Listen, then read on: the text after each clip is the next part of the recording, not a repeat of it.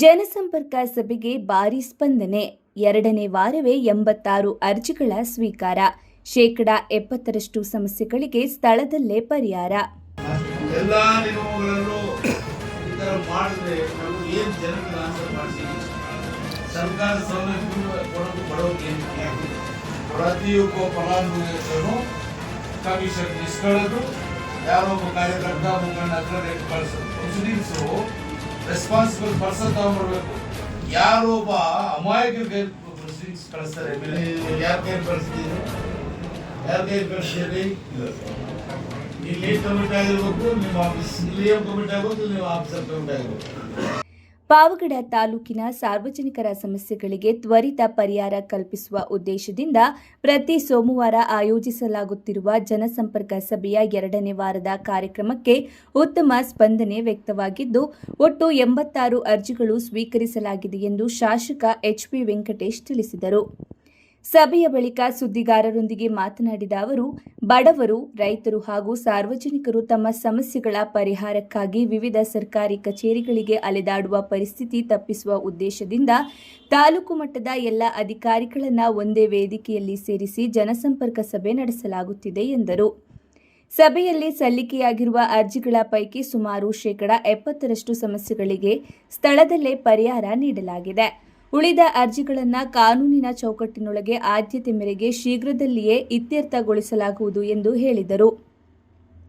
ಈ ವೇಳೆ SC, ST ಹಾಗೂ ಬಿಸಿಎಂ ಇಲಾಖೆಗಳಲ್ಲಿ ಕೆಲವು ಅಧಿಕಾರಿಗಳು ಫಲಾನುಭವಿಗಳಿಂದ ಹಣ ಪಡೆಯುತ್ತಿರುವ ಕುರಿತು ದೂರುಗಳು ಬಂದಿರುವುದಾಗಿ ತಿಳಿಸಿದ ಶಾಸಕರು, ಸಂಬಂಧಪಟ್ಟ ಅಧಿಕಾರಿಗಳಿಗೆ ಕಠಿಣ ಎಚ್ಚರಿಕೆ ನೀಡಲಾಗಿದೆ ಎಂದರು.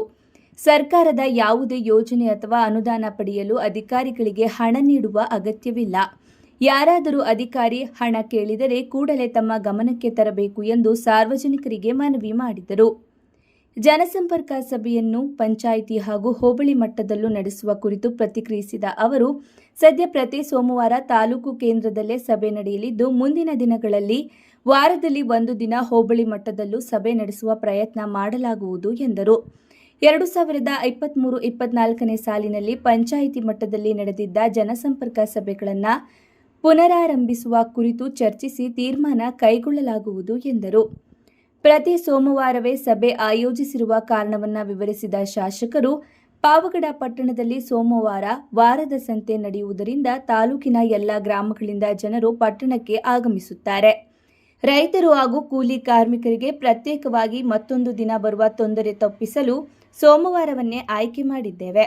ಮುಂದಿನ ದಿನಗಳಲ್ಲಿ ಗುರುವಾರ ಅಥವಾ ಶುಕ್ರವಾರ ಪಂಚಾಯಿತಿ ಅಥವಾ ಹೋಬಳಿ ಕೇಂದ್ರಗಳಲ್ಲಿ ಜನಸಂಪರ್ಕ ಸಭೆಗಳನ್ನು ಆಯೋಜಿಸುವ ಯೋಜನೆಯೂ ಇದೆ ಎಂದು ಹೇಳಿದರು. ಎರಡನೇ ಜನಸಂಪರ್ಕ ಸಭೆಯನ್ನು ಆಯೋಜನೆ ಮಾಡಿದ್ವಿ. ತುಂಬ ಯಶಸ್ವಿಯಾಗಿ ನಡೀತಾ ಇದೆ. ನಮ್ಮ ತಾಲೂಕಿನ ಜನತೆಗೆ ಪ್ರತಿಯೊಬ್ಬರೂ ಹಳ್ಳಿಗಳಿಂದ ಸುತ್ತಾಡೋಕ್ಕೆ ಅಧಿಕಾರಿಗಳು ಸಂಪರ್ಕ ಮಾಡಲಿಕ್ಕೆ ಕಷ್ಟ ಆಗುತ್ತೆ ಅನ್ನೋ ದೃಷ್ಟಿಯಲ್ಲಿ ಈ ಜನಸಂಪರ್ಕ ಸಭೆ ಎರಡನೇದು ವಾರ ನಡೆಸ್ತಾ ಇದ್ದೀವಿ. ತುಂಬ ಯಶಸ್ವಿಯಾಗಿ ನಡೀತಾ ಇದೆ. ತಾಲೂಕಿನ ಅನೇಕ ಜನಗಳಿಗೆ, ಬಡವರಿಗೆ, ರೈತರಿಗೆ ತಕ್ಷಣ ಇಲ್ಲೇ ಪರಿಹಾರ ಕೊಡುವಂಥ ಕಾರ್ಯಕ್ರಮ ಮಾಡ್ತಾಯಿದ್ದೀವಿ. ತಾಲೂಕು ಮಟ್ಟದ ನಮ್ಮ ತಹಸೀಲ್ದಾರರಾದಂಥ ರವಿ ಅವರು, ಇಒ ಅವರಾದಂಥ ಮಧುಸೂದನ್ ಅವರು, ಅನೇಕ ಅಧಿಕಾರಿಗಳ ಜೊತೆ ಈ ಜನಸಂಪರ್ಕ ಸಭೆಯನ್ನು ಮಾಡ್ತಾಯಿದ್ದೀವಿ. ತುಂಬ ಜನತೆಗೆ ಅನುಕೂಲ ಆಗ್ತದೆ. ಯಾಕಂದರೆ ಜನಗಳು ಹಳ್ಳಿಯಿಂದ ಇಲ್ಲಿಗೆ ಬಂದು ಇಲ್ಲಿಂದ ಅಧಿಕಾರಿಗಳು ನೋಡ್ಕೊಂಡು ಹೋಗಿ ಸಮಸ್ಯೆ ಆಗ್ತಾಯಿತ್ತು. ಆವ ಇಲಾಖೆ ಅಧಿಕಾರಿಗಳು ಇಲ್ಲಿಲ್ಲೇ ಪರಿಷ್ಕಾರ ಮಾಡೋಂಗೆ ವ್ಯವಸ್ಥೆ ಮಾಡಿದ್ದೀವಿ. ತುಂಬ ಯಶಸ್ವಿಯಾಗಿ ನಡೀತಾ ಇದೆ. ಕೆಲವು ಇಲಾಖೆಗಳಲ್ಲಿ ಎಸ್ಸಿ, ಎಸ್ಟಿ, ಬಿಸಿಎಂ ಇಲಾಖೆಗಳಲ್ಲಿ ಫಲಾನುಭವಿಗಳ ಆಯ್ಕೆ ಪಟ್ಟಿಯನ್ನು ದುರುಪಯೋಗ ಮಾಡಿಕೊಂಡು ಕೆಲವು ಅಧಿಕಾರಿಗಳು ರೈತರ ಹತ್ರ, ಫಲಾನುಭವಿಗಳ ಹತ್ರ ದುಡ್ಡುಗಳಿಸ್ಕೊಳ್ಳೋದು, ಬೇರೆಯವ್ರ ಮುಖಾಂತರ ಲೆಟರ್ ಸೈನ್ ಹಾಕ್ಸ್ಕೊಂಡೆಲ್ಲ ಫ್ರಾಡ್ ಮಾಡ್ತಿದ್ದಾರೆ. ಅವ್ರ ಬಗ್ಗೆ ನಾವು ಸೀರಿಯಸ್ ಆ್ಯಕ್ಷನ್ ತಗೋತೀವಿ ಅಂತ ಈ ಸಂದರ್ಭದಲ್ಲಿ ಹೇಳಿ ಅವರಿಗೆ ಎಚ್ಚರಿಕೆಯನ್ನು ಕೊಟ್ಟಿದ್ದೀವಿ.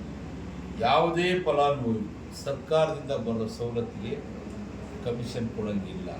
ನಾವು ಈ ಸಂದರ್ಭದಲ್ಲಿ ತಹಶೀಲ್ದಾರ್ ವೈರವಿ, ತಾಲೂಕು ಪಂಚಾಯಿತಿ ಮುಖ್ಯ ಕಾರ್ಯನಿರ್ವಾಹಕ ಅಧಿಕಾರಿ ಮಧುಸೂದನ್, ತಾಲೂಕು ಮಟ್ಟದ ವಿವಿಧ ಇಲಾಖೆಗಳ ಅಧಿಕಾರಿಗಳು ಉಪಸ್ಥಿತರಿದ್ದರು.